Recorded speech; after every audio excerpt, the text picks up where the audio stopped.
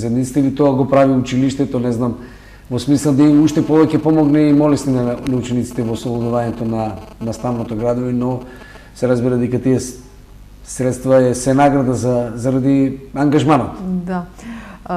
Стипендирање за школување во Саба, така? Да. Да. Пробавме баш изминатава година со неколку компании да видиме како ќе оди соработката за дополнителни стипендирања, бидејќи ние секоја година, веќе 4-5 години наназад, доделуваме стипендии и за Скопје, и за Битола, и за Штип преку Фондацијата Никола Клисев. Значи, таа доделува 3 целосни стипендии за одлични и талентирани ученици и секоја година имаме стипендирани. Меѓутоа, интересот е навистина огромен и би било подобро доколку можат и Фондацијата не може да додели повеќе, бидејќи се 3 училишта, нели по 3 ученици.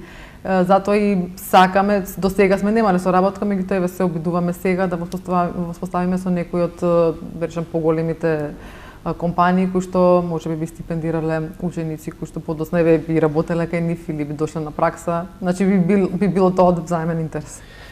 Каква ви е соработката со останатите надвор од економската сфера институции и со образовните и со дипломатскиот кор на крајот на краиштето, да кажем, заради тоа што знам дека имате активности постојано, вашите ученици се некаде ангажирани во смисла и да се вратат и да стекнат некакви знаења кои можеби вака во класичната форма на образование ретко ќе можат да ги восприемат. Така, значи ние на страна од праксата кој што е одат учениците во 3-4 година, прва и втора година некои па посебно во прва година уште не се ни определени можеби што ќе учат, така да гледаме колку може почесто да ги носиме на разни настани во разни институции, фирми да видат да се запознаат со различни сфери.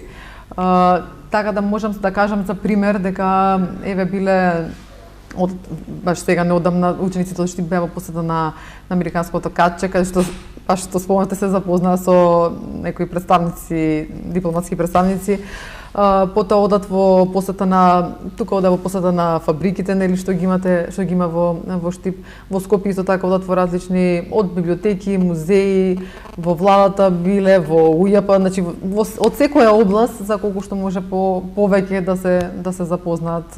Значи на страна од редовната настава и тоа е еден вид на учење. Постојано комуницирате со разни институции на Европската заедница заради некаков флуид пренос и на податоци, но и заради етаблирање на Саба во меѓународни рамки, предпоставам. Па да, сега значи во некоја тука соработка, не поголема соработка немаме, меѓутоа вака посети, па дури сме имале во Скопје да баш од американското каче, нели они повеќе соработуваат со странци, да речам, доаѓа на часовите, па тие да држат некои часови, значи така некоја взаемна соработка. Во Штип Саба постои 2 години. Колку вие како координатор на сите овие три, ајде да кажеме, матичната институција во Скопје, Битола и Штип, особено за Штип ме интересира, бидејќи говориме за нашите гледачи во регионот, сте задоволни од она што е и одзив. Можеби е тешко, првите чекори секогаш се тешки да се направи, да се афирмира, да се запознаат, можеби понекогаш луѓето и немаат доволно адекватни информации, па дали ќе биде добро, дали нема да биде добро. Колку вие лично сега вака како ги гледате реално состојбите со паралелката или со дисперзираните училишта во Штип, сте задоволни? Задоволни сме, а посебно сме задоволни од тоа што има ученици не само од Штип, туку и од околината. Ви кажав, значи имаме и од Проби Штип ученици, има и од Кочани ученици. Така да, воопшто можеби не е лесно, меѓутоа ние правиме презентации, па буквално почнувајќи од ноември, декември и второ полугодие многу поактивно.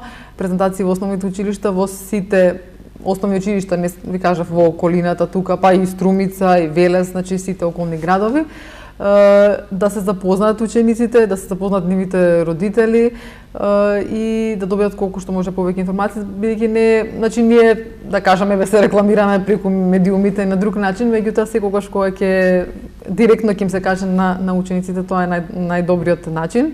Интерес има, И сепак, да не заборам да кажам дека сепак најголемата реклама се нашите ученици кои што веќе учат тука во Саба. Баш сега кога ги правевме интервјуата со учениците, ме зачуди тоа што кажа дека некои од учениците што веќе втората генерација се запишале во Саба се затоа што слушнале искуства од некој ученичка што учи во што сега е веќе втора година, така да учениците се нашата најдобра реклама. Апсолутно, заради пристапот, заради филозофијата или концепцијата на училиштето. Па и тие ќе кажат реално како е. Мислам и ние се представуваме, меѓутоа тие ќе најдобро ќе се. Во суштина свртувате најмногу внимание заради тоа што вие сте собственик или менаџерскиот и управлачкиот тим на училиштето води сметка за учениците постојано да ја совладаат материјата, се ангажираат.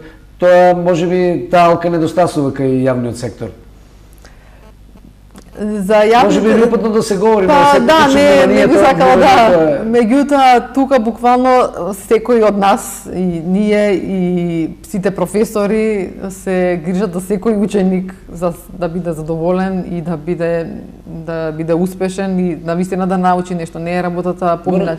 Морам да ја прашам, важи ли за вас екстерното тестирање за сите приватни училишта, не само за Саба? Не. Значи, од таа страна, тоа можеби уште еден плюс за учениците, да ги гледаме многу контекст, нели? Да. Кога говорам ова ме интересира заради тоа што од година во година претпоставам дека ќе се зголемува бројот на учениците, ќе ги добијат адекватните информации, ќе им стане јасно дека многу е поедноставно со помалку предвиди да се биде одличен ученик, заради тоа што ќе има време да се не говорам одличен, да се биде добар ученик. Да се научи тоа што навистина сака да го учи. Значи зошто некој да учи, на пример некој што сака да биде информатичар, што е определен дека ќе биде информатика, кој што може да учи уште од прва година, од Word, Excel, PowerPoint, програмирање, Photoshop, значи предмети, веб дизајн, имам толку многу предмети кои што во државните училишта стварно не знам дали има негде да се учат такви предмети. Зошто да учи биологија, хемија, социологија, психологија, значи предмети што навистина се на друга насока. Тоа е сегмент социјална категорија. Не, на пример. Социјална категорија бидејќи некои од наставниците треба да заработат заплата. Добро, да. Јас би така мено. Се би сакал да ја прашам, планирате ли проширување на капацитетот во Штип? Или секи зависи? Се разбира, да, прво секи зависи. Мора да си на планови, не? Да, ние нормално планираме, значи најбитно беше минатата година кога почнавме за прв пат. Значи првата година и во Скопје и во Битола и во Штип е најтешка затоа што треба почеток е, ако ние 8 години постоиме во Скопје, меѓутоа за Штипен и за околината е почеток, значи треба да видат како функционира, но па посебно што нема приватно средно училиште во вакво стручно во регионот не сум чул, можеби. Во Скопје веќе е друго, меѓутоа тука е во Битола, бидејќи нема и треба да се навикнат луѓето дека има приватно средно училиште, други услови, друг начин на работа. Веќе вторава година е многу полесно и повеќе ученици се запишале, па се надеваме многу повеќе од наредната година. Да не испуштивме нешто во овој разговор од 20 и нешто минути. Што би требало да го кажеме? На кратко и да широко, да, тоа би било некои основни права. Господја Ангела Неновска-Крстинска, ми беше задоволство што помуабетевме малку за активностите на Средношколската академија за бизнис и администрација Саба. Посакувам да ви се остварат желбите, намерите и Саба да ја проширува своите дејности по другите градови, посакувам да речеме Струмица, можеби малку далечно, но е центар во секој случај. Благодарам за разговорот и посакувам успех. Благодарам и на вас. А и ние, како и редица на други нешта, живеат од поддршката на заедницата. Реклами.